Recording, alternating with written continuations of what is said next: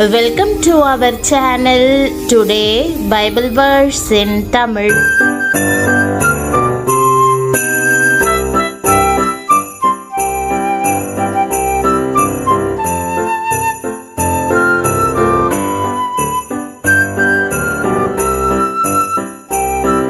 இன்றைய வசனம் கலாத்தியர் 6ஆம் அதிகாரம் 9ஆம் வசனம். கிறிஸ்துவுக்குள் பிரியமானவர்களே, நம்முடைய ஆண்டவரும் இரட்சகருமான இயேசு கிறிஸ்துவின் வல்லமையுள்ள நாமத்தில் உங்களை வாழ்த்துகிறேன். மீண்டும் ஒரு முறை டிபிவிடி குடும்பத்தினர் ஒவ்வொருவருக்கும் என் அன்பின் புத்தாண்டு வாழ்த்துக்களை மிகுந்த அன்போடு தெரிவித்துக் கொள்கிறேன். நீங்கள் செய்த நற்செயல்கள் வீணாகி போய்விட்டது போல தோன்றும் போது மனம் சோர்ந்து போகாதிருங்கள். சோதனைகள் பெரிதாயிருக்கலாம், ஆனாலும் சோர்ந்து போகாதிருந்தால் வெற்றி கிடைக்கும் என்பதை மறந்து விடாதீர்கள். மக்கள் உண்மையை கவனிக்காமல் போகலாம், ஆனால் தேவன் ஒருபோதும் அப்படி இருக்க மாட்டார். மனம் தளர்ந்து போகாதோரை அவர் ஏற்ற நேரத்தில் உயர்த்துவார். பிரியமானவர்களே, புதிய ஆண்டிற்குள் அடியெடுத்து வைத்திருக்கும் நாம் இந்த நாளில் தேவன் செய்த எல்லாவற்றையும் நினைத்து தொடர்ந்து அவரை ஸ்தோத்தரிப்போமாக. இந்த தருணத்திலும் தேவன் நன்மை செய்கிறதில் சோர்ந்து போகாமல் இருப்போமாக. நாம் தளர்ந்து போகாதிருந்தால் ஏற்ற காலத்தில் அறுப்போம் என்ற வாக்குத்தத்தத்தை கொடுத்து நம்மை ஆசிர்வதிக்க விரும்புகிறார். நீங்கள் நிறைய நன்மைகளை செய்தும் நன்றி கிடைக்காவிட்டால் சோர்ந்து போகாதீர்கள். அதனால் எந்த ஆசிர்வாதமும் உங்களுக்கு கிடைக்காமல் இருக்கலாம், அதனால் நீங்கள் உயராமல் இருக்கலாம். பிரியமானவர்களே, கவலைப்படாதிருங்கள். தேவன் காண்கிறார், தேவன் நினைக்கிறார். ஒரு ஹோட்டலில் ஒரு பெண்மணி சுத்தம் செய்யும் வேலையை செய்து வந்தார்கள். அறைகளை எல்லாம் வெகு நேர்த்தியாக உண்மையாக சுத்தமாக்குவார்கள். படுக்கை விரிப்புகளின் மூலைகள் நேர்த்தியாக ஒழுங்கு பண்ணப்பட்டிருக்கும். குளியலறைகள் சுத்தமாக நறுமணத்துடன் இருக்கும். தரைகள் தூசி இல்லாமல் அழுக்கில்லாமல் சுத்தம் பண்ணப்பட்டிருக்கும். அறைகளை பிறருக்காக ஒழுங்கு பண்ணுவதை அந்த பெண் மகிழ்வுடன் செய்தார்கள். ஆனால் அவர்களை பாராட்டுவதற்கு பதிலாக மக்கள் கேலி செய்தனர். உடன் வேலை செய்கிறவர்கள், ஏன் இவ்வளவு உண்மையாக இருக்கிறாய்? ஏன் சரியாக செய்ய முயற்சிக்கிறாய்? இதனால் உனக்கு என்ன கிடைக்கப் போகிறது என்று கேட்டு சிரித்தனர். ஆனாலும் அந்த பெண்மணி ஆண்டுதோறும் தன் வேலையை உண்மையாக தொடர்ந்து செய்தார்கள்.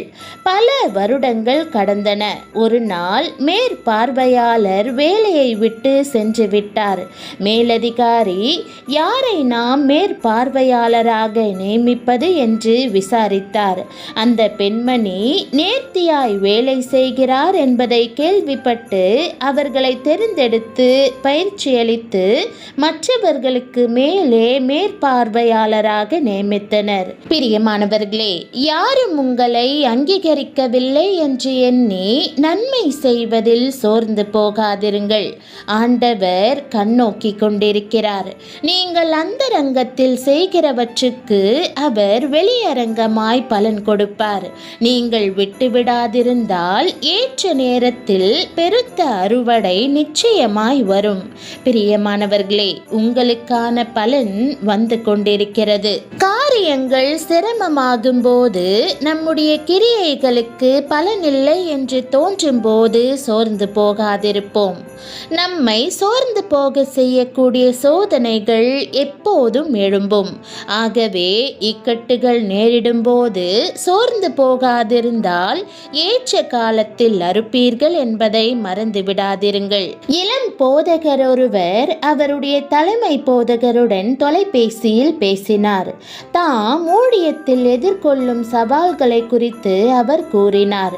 ஆண்டவருக்கு ஊழியம் செய்வதால் தன்னை பற்றி பிறர் குறை சொல்வதாகவும் அதனால் தாம் மனவேதனை அடைந்திருப்பதாகவும் கூறினார்.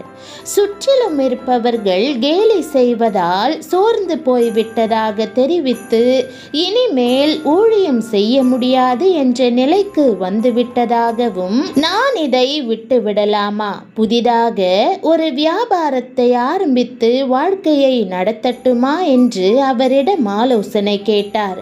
அந்த தலைமை போதகர், தொடர்ந்து முன்னேறி செல்லுங்கள், உங்களுக்கு முன்னே இருக்கிற இலக்கை அடையும் வரை பிரயாசப்படுங்கள் என்று ஆலோசனை கூறினார். இது அவருடைய இருதயத்தை தொட்டது. அவர் தேவனை பற்றி கொண்டார். இன்றைக்கு அவர் வல்லமை நிறைந்த போதகராக மக்களின் வாழ்க்கையில் அற்புதங்கள் நடக்கும்படி ஆண்டவரால் பயன்படுத்தப்படுகிறார். ஒருபோதும் சோர்ந்து போகாதிருங்கள். பனித்துளி என்று அழைக்கப்படும் ஒரு தாவரம் இருக்கிறது.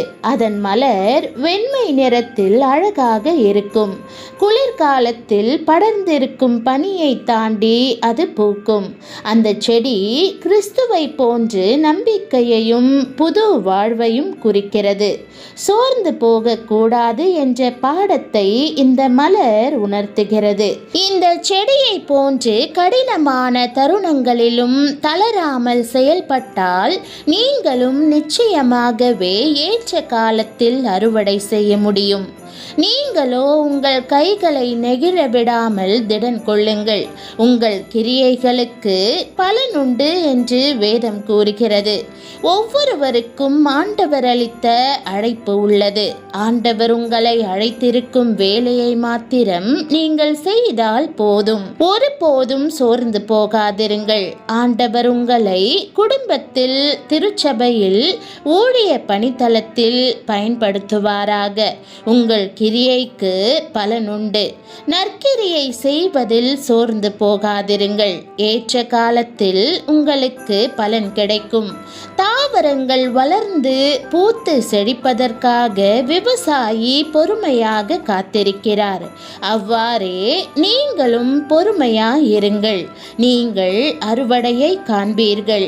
ஆண்டவரின் சௌந்தரியம் உங்களில் காணப்படுவதாக. அவர் தாமே உங்கள் கைகளின் கிரியைகள் எல்லாவற்றையும் ஆசிர்வதிப்பாராக. ஜெபம். அன்பின் ஆண்டவரே, இந்த ஆண்டில் நீர் என்னோடு வருவதற்காய் உமக்கு நன்றி.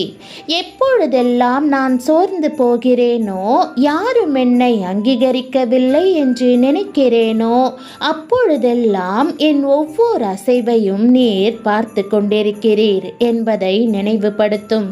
மனம் தளராமல் தொடர்ந்து நன்மை செய்ய எனக்கு உதவும். மக்களிடமிருந்து பாராட்டு வராவிட்டாலும் என் உள்ளத்தை ஸ்திரப்படுத்தும். யாரும் பார்க்காவிட்டாலும் முடிவு வரைக்கும் உண்மையாயிருக்க எனக்கு கற்றுத்தாரும். ஏற்ற வேளையில் சரியான பலன் கிடைக்கும் என்று உம்மேல் நம்பிக்கையாயிருக்க செய்யும். உம் வாக்குதத்தத்தின்படியே என் பலனுக்கான நாட்கள் வருவதாக. இன்றைக்கு விசுவாசத்தில் உம் ஆசீர்வாதத்தை பெற்றுக்கொள்கிறேன். இன்றைக்கு தயவா என்னை ஆசிர்வதியும். உமக்கும் உம்முடைய ஜனத்துக்கும் நான் செய்த அன்பின் பிரயாசத்தை மறந்து விடுகிறதற்கு நீர் அநீதியுள்ள தேவன் அல்ல. நீர் எனக்கு பலனளிப்பீர் என்று விசுவாசிக்கிறேன். உம்மை நம்பி உம்முடைய ஆசிர்வாதத்தை எதிர்பார்க்கிறேன். என்னுடைய தளர்ந்த கரங்களை திடப்படுத்தி நீர் எனக்கு முன்பாக வைத்திருக்கிற இலக்கை நோக்கி தொடர்வதற்கான கிருபையை எனக்கு தந்தருளும். என் குடும்பத்திலும் வேலை ஸ்தலத்திலும் நான் பலனை காண்பதோடு உமக்காக நான் செய்கிற காரியங்கள் எல்லாவற்றிலும் திரளான அறுவடையை பெற்றுக்கொள்ள உதவி செய்யும். தகப்பனே, என் வாழ்வில் நம்பிக்கையையும் நல்ல எதிர்காலத்தையும் புதிய ஆரம்பங்களையும் அருளிச் செய்யும். என் வாழ்வில் எல்லா பகுதிகளும் பூத்து செழிக்க கிருபை செய்ய வேண்டும் என்று இயேசுவின் நாமத்தில் ஜெபிக்கிறேன் நல்ல பிதாவே. ஆமேன். தேவனுடைய நாமம் மகிமைப்படுவதாக. ஆமேன்.